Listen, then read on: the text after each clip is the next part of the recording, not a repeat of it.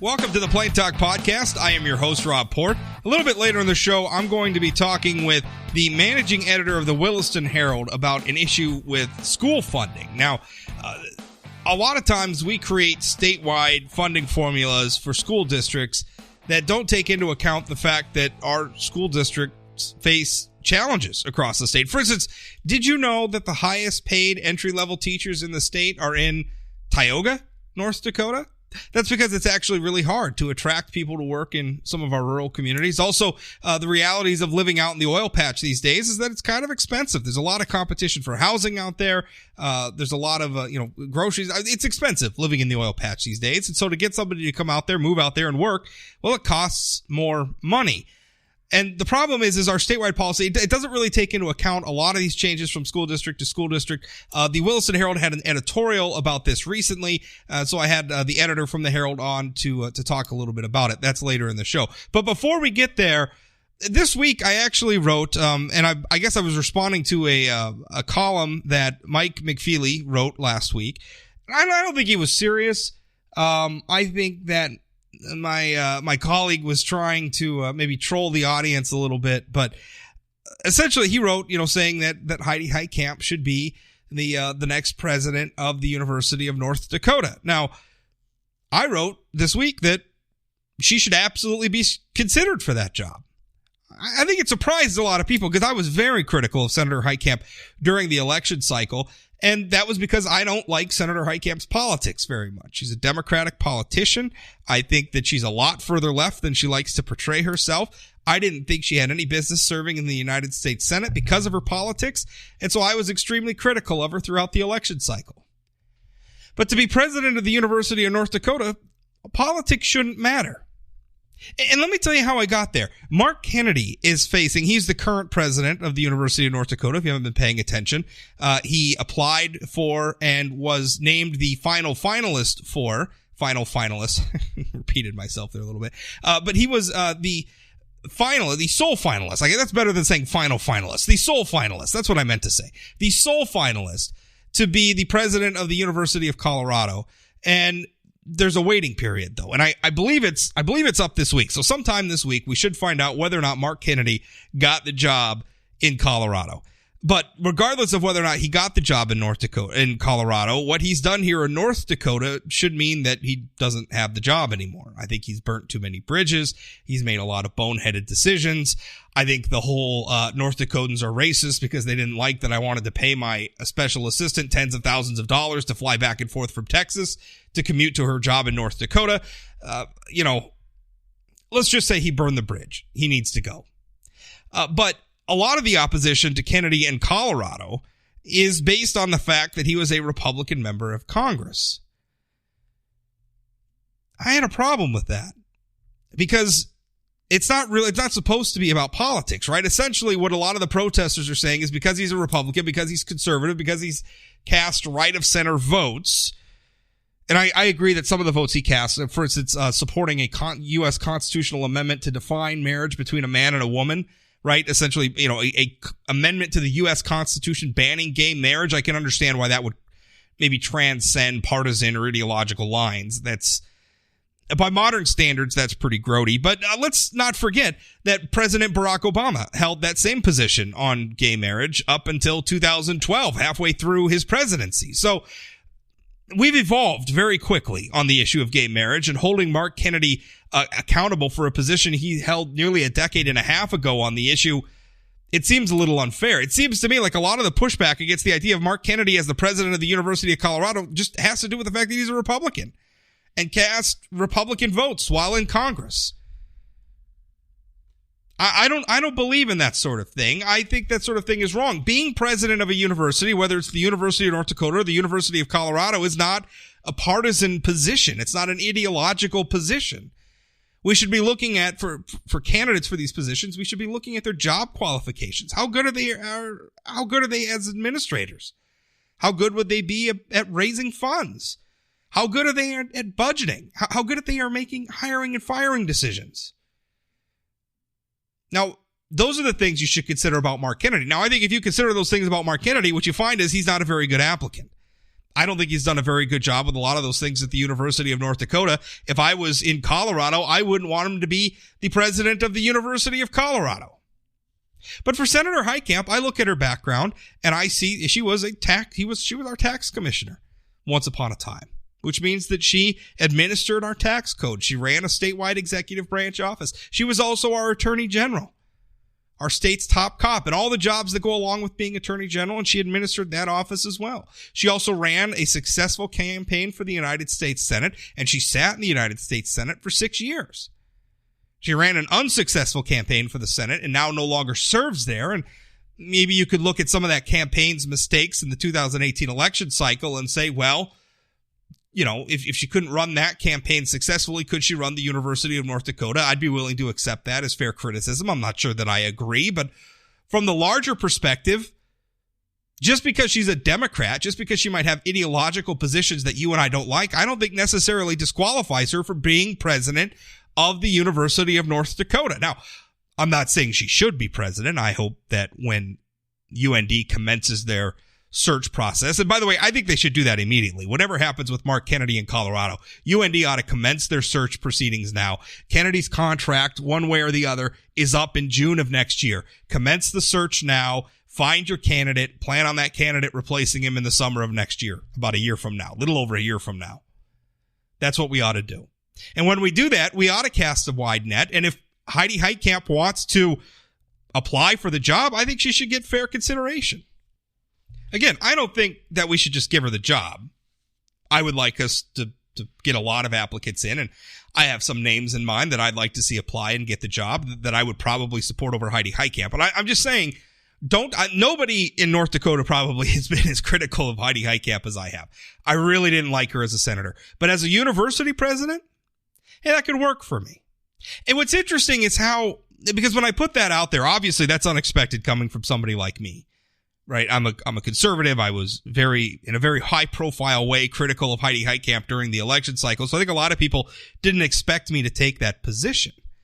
And so what I'm getting now is I'm getting a lot of people on the right who didn't like Heidi Heitkamp who are saying, have you lost your mind, Port? Why would you support her? You didn't like her during the election campaign. Why would you think she'd be a good president? But what's also interesting is a lot of the reactions I'm getting via social media and email and everything else from the left, where people saying, oh, it's just Port's just obsessed with Heitkamp. It's really actually kind of funny. My employers posted my blog post when I wrote about this. You know, when I write things at sayanythingblog.com, they'll pick up links from to the blog, and they'll put them on the news sites, the Fargo Forum, Grand Forks Herald, Jamestown Sun, et cetera, et cetera. And so they shared that on the forum, Fargo Forum's Facebook, and a lot of the people responding to it, it was just hilarious because it was clear they didn't even read the post. They didn't click the link. They didn't understand that I was actually saying, I think Heidi Heitkamp would be a credible candidate for president of the University of North Dakota. Instead, they just went on and on pretending as though I was immediately being dismissive of her. I think that reaction is an indication of how polarized we've become, right? I mean, because Heidi Heitkamp is Heidi Heitkamp, who was a high-profile Democratic politician. Now, what? She should just be unemployed? She's not fit for any job? She has no skill set? There's no way for her to serve the state of North Dakota in any capacity at all because she's a Democrat?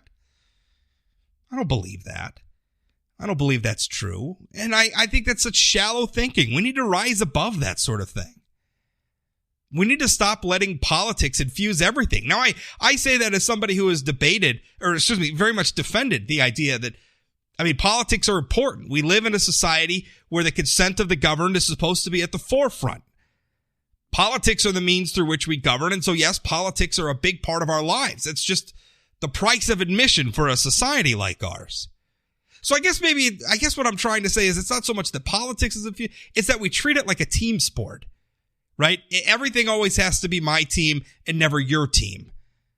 And I think that's unfortunate. Sometimes I think it needs to be about individuals, right? It's almost like we've extended the beliefs of identity politics into the realm of partisan politics in that, we treat people a certain way because of their partisan affiliation. If you're a Republican or if you're a Democrat or wherever you fall on the ideological spectrum, that defines you, and that's all we need to know about you, and we can extrapolate from there everything we're going to think about you, and that's unfortunate.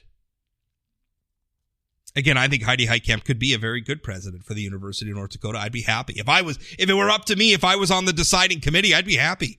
I'd welcome her application. I may even support her, depending on who else applied. I think we need more of that sort of thing in our society. All right, that's it for the rant. My interview, straight ahead.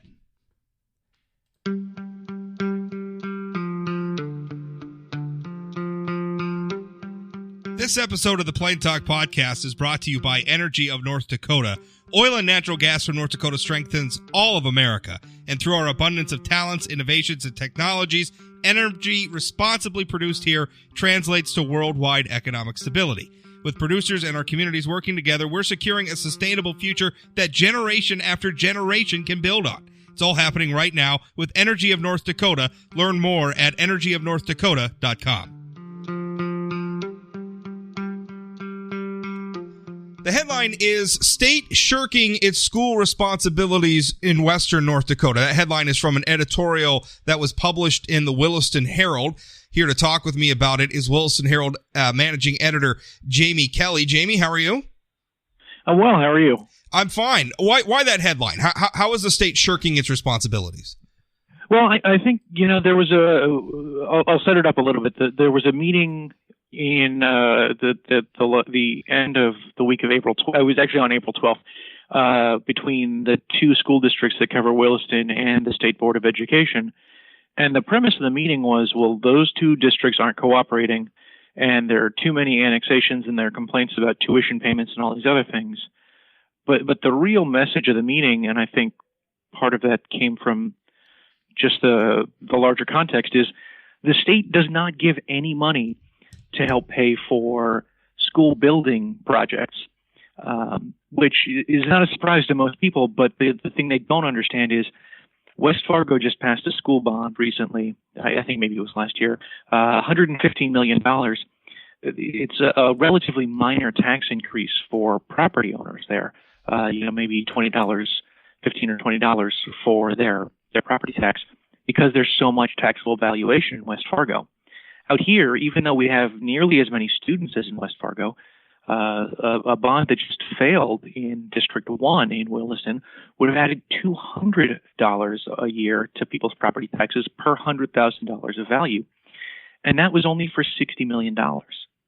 So the fact that there's less taxable valuation, and the fact that a lot of the money that we should be getting from the gross production tax out here, we're not getting anymore. Why aren't we getting? I mean, set that up a little bit, because this is a little confusing, yeah. And I think this is something that a lot of people statewide just don't understand. That's unique to Western North Dakota is the oil, the way we set things up with the oil. And listen, the oil guys are paying plenty of taxes. The issue is how the state is collecting them and dispersing them essentially. But the state, the oil folks are paying the production tax essentially in lieu of paying a property tax. And so they're paying that to the state, and then the state makes decisions about how that flows back into local communities. And I guess your argument is, well, we're not doing enough to fund schools. That's exactly right. So the gross, like you said, gross production tax is supposed to be in lieu of property tax. Well, the way the state calculates their education funding model is every student is supposed to get something like $9,660 from to pay for their education. Well, in the cases of counties or school districts in counties that get gross production tax money, 75% of the gross production tax money that each district gets is then subtracted from the funding model. So whereas, some school districts are getting that full 9,600, some are even getting more than that for various reasons. A lot of the districts around here are getting, closer to 7,000 or 6,000 for students, which means that none of that money is going into anywhere but the general fund. It's paying for operations. So it's not paying for school buildings. And when you put a school bond out, it pays on property tax. Well, that means all of this money, all of these oil fields, all of these the oil money that's going in isn't going to pay for that. And that's just the way that the state has set it up. That's not how it was supposed to be. Like you said, it was in lieu of property tax. And one of the things property taxes is used for is to build schools. None of us out here think that the state should be paying every single penny to pay or to build schools, but they need to be doing something because we're at a disadvantage out here. What? And yeah. Oh, go ahead. Well, I just wanted to say I think it comes from a place where we're trying to treat, like, state policy is almost trying to treat all the school districts as if they're the same statewide, but there's a unique situation going on. The tax base in District 1 in Williston, for instance, although I think this is really an issue that affects a lot of Western school districts. Right. You're obviously working in Williston, and that's just an example, but this is an issue that's bigger than just Williston. They're treating them differently. The tax base is narrower. And so the capacity for taxpayers to pay for a bond, like you're talking about, for needed school improvements or what have you, it's narrower because the tax base is narrower. You're spreading it out over a fewer number of people. Absolutely. That's absolutely right. And the thing is, Williston now has the 5th or 6th largest school district in the state. Yeah. So we are not a small school district. And even District 8, which is, the quote rural district, it covers about 1,100 square miles. It's going to have, if you include high school students, which they're trying to build a high school, it has between 600 and 800 students, depending on how you count it, which that is not a rural district by any measures in North Dakota. That's like the size of Beulah, as Kristen Baszler pointed out at this meeting. Yeah.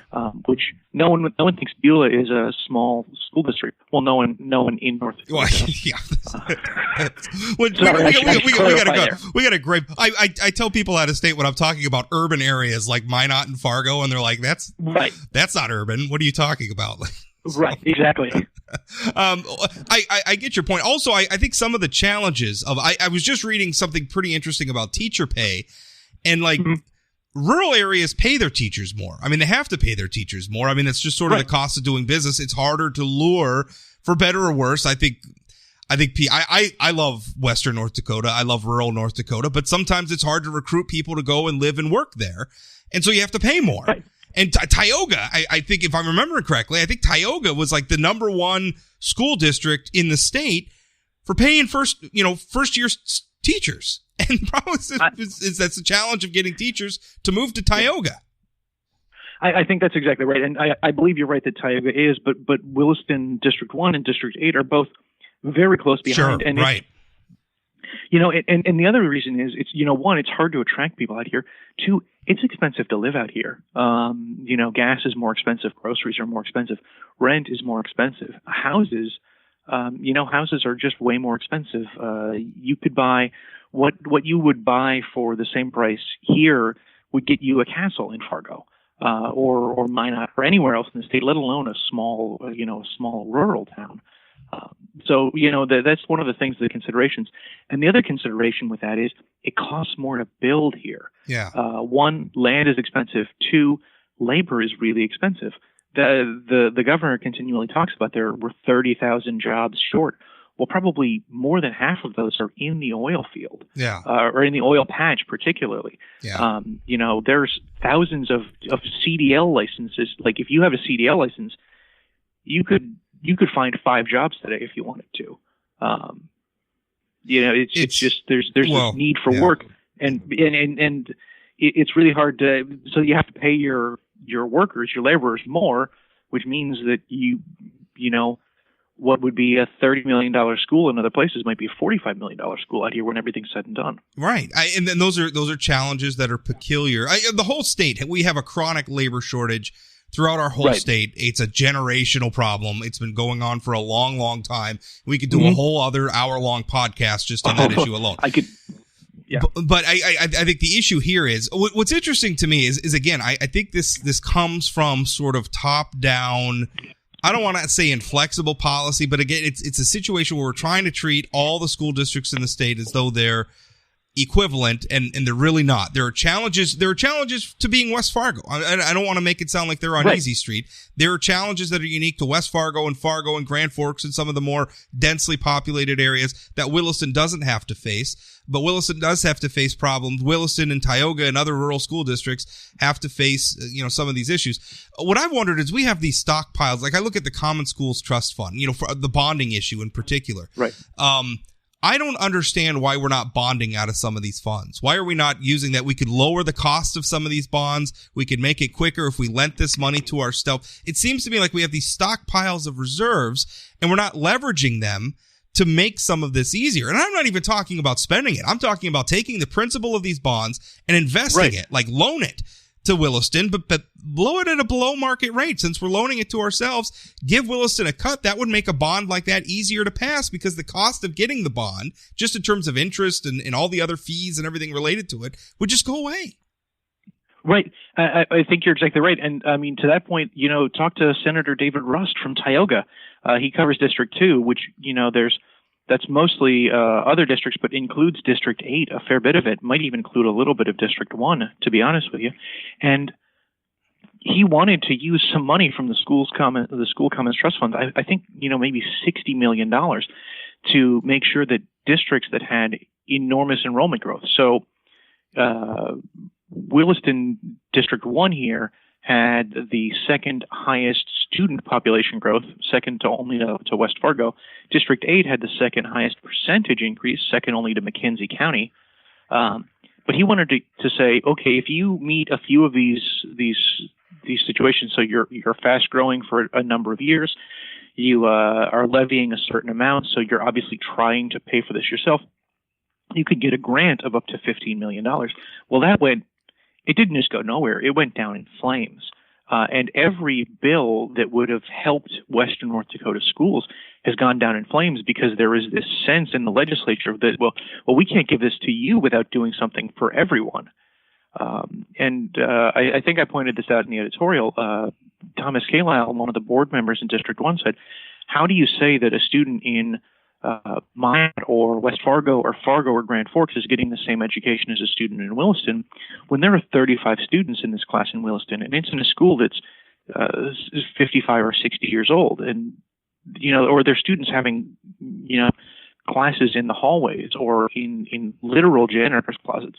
I thought that was the joke the first time I heard that they were going to have to hold classes in closets, and it's not a joke. It actually happens. Well, that's and obviously that speaks to the problem where Williston has unique challenges, and obviously Williston and places like Watford City, Dickinson have been through the oil boom. I mean, there's growth issues there. I mean, it's a lot of them are good problems to have, but we're trying to implement this one size fits all solution when not all of our school districts are one size fits all by any stretch of the imagination. No. It is a real struggle. And again, I should mention too, we're talking about the Common Schools Trust Fund. That's revenues that the state gets mostly from like mineral rights the state itself owns or land, like farmland that it owns and leases, or they also get the traffic fines in. So it gets revenue from a lot of sources, but it's dedicated for the state schools. And it just seems like sometimes we're so obsessed with saving money. And I say this as a fiscal conservative. I'm not talking about opening up the spigot. I'm just saying we need to look at cash flow here. I don't want to raise taxes on anybody. I think there's some things we could do. If we rearrange some of the tax flow, we could pay for these things better and really not have to raise taxes on anybody. Well, and I think that's exactly right. It'd certainly be possible to do exactly that, to have a chance to really use this money for good use, put it to use, and make sure that we're doing the things that we need to do long term for our students. And the problem is students keep leaving. Well, one of the reasons they leave is because they think there's no opportunity. And when you say, well, we're not willing to spend money on these schools, well, that sort of says that there's no interest in making sure that there is opportunity in the future. Yeah. One thing I don't think I pointed it out in the editorial because I don't have the exact numbers here. Last count I saw, the legacy fund was $6 billion. I think $7 billion is what they're projecting for the end of the biennium. Okay, $7 billion. Okay, so $7 billion. You would be able to, and this would require legislative action. It would require a constitutional amendment to make happen. But you could take enough money to build enough school capacity for every district in the state for the next generation of students and not miss that money out of the legacy fund. And if we want to talk about a legacy, what's more of a legacy than making sure our students have a good education, that they're taught well? I love Teddy Roosevelt, and I understand that there's, he's a huge draw to the state, but the idea of building a Teddy Roosevelt library with this money, when there are students who they're having classes in their library, so they can't go to the library to read. It's mortifying to me. And I don't want to make it seem like the students out here aren't getting a good education. The work that's being done by the new superintendent in District 1, Jeffrey Fake, is tremendous. Sure.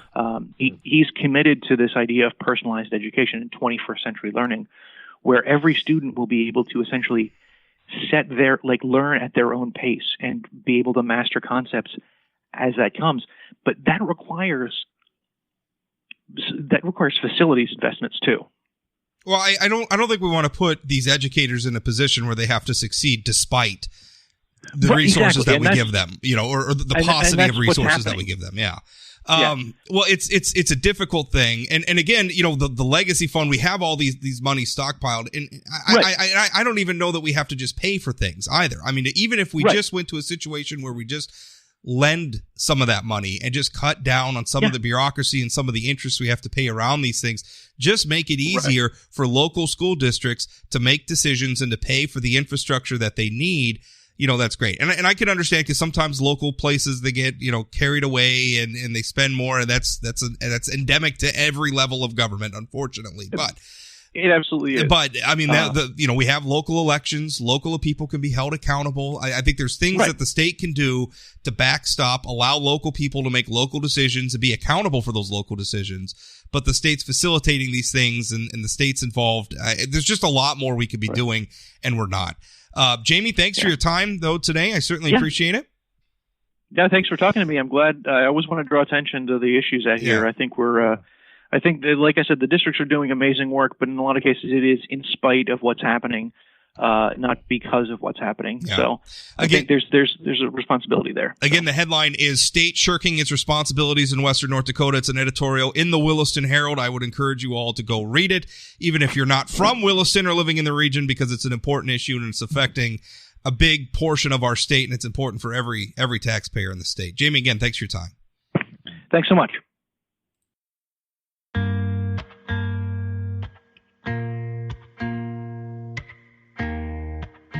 That's it for the podcast today. Remember, new episodes come out Monday through Friday right away in the morning. If you're listening to this on a platform where you could rate or review a podcast, like Apple Podcasts or something like that, if you'd leave an honest rating and review, I'd sure appreciate it. It seems like new ratings are popping up all the time, and I really appreciate those of you who have taken the time, and they've been overwhelmingly positive so far. I always ask you folks to leave an honest rating, and what I mean by that is, I don't expect hagiography. If you don't like the podcast, just be honest about it. But so far, it seems like everybody likes it, and I really appreciate it. Some of you have had problems at times or have had feedback, and you've sent that to rob@sayanythingblog.com. I appreciate it. I welcome more. If you have questions for our weekly guests, Senator Kevin Cramer, Congressman Kelly Armstrong, send those to rob@sayanythingblog.com. Senator Cramer, he wasn't on last week. He won't be on this week, but we'll get back to normal next week. It's just been a little bit of a timeout they needed just in the scheduling from the weekly interviews, but he'll be back at it starting next week. But Congressman Armstrong will be on again this week, and certainly send those questions anytime, rob@sayanythingblog.com. Thanks for listening. We'll talk again.